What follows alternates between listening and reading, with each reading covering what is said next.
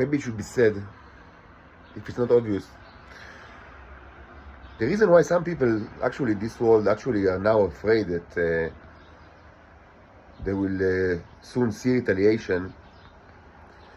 The reason for the crimes is not the reason, is not because I say so. I mean, I wish people, I mean, of course I would have wished that people give more credence to what they say, but they do not. That's the fact. And it's also not because they, it's not, and the reason for this fear is not that they see or like all sort of like, I mean, terrible thing in the telescopes. Even though from rational perspective, yes, this should be a huge reason to be afraid, like for humans. But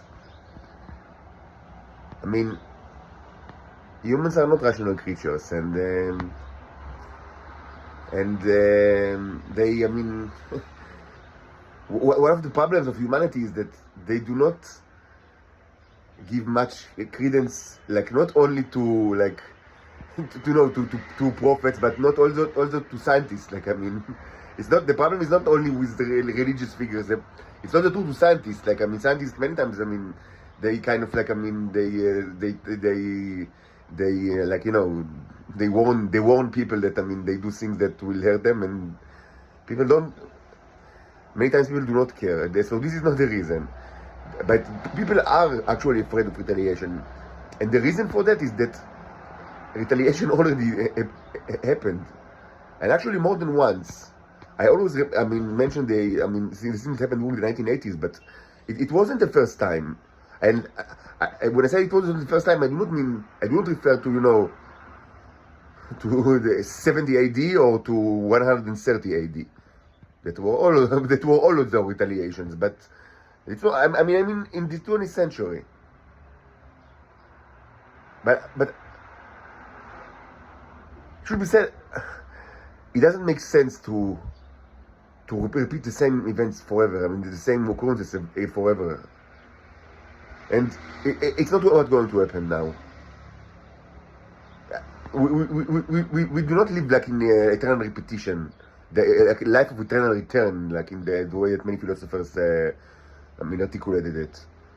It's not like the Nietzschean eternal return or something like that. Now, this is the time to deal with the root cause. And the root cause can be one of two, but no, not other. And I myself, I'm not ashamed to say that I kind of like, I mean, always kind of like, I mean, as in a movement of pendulum, switch between the two options. But there is no third option. Like, what is the root cause? It is either the United States of America or Earth. These are the two options. It's not Israel, because Israel does not exist as a sovereign state. Of course, it's a place. Like, I live in Israel, but it's not a sovereign entity. So the root cause can be either the United States or Earth. These are the options.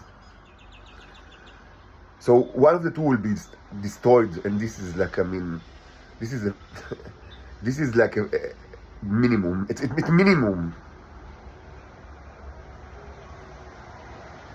And I admit, even if after like years of this journey, I still kind of like, I mean, myself switch between, you know, the two options. And maybe the entities that will actually do this destruction, maybe they also did not make their mind yet.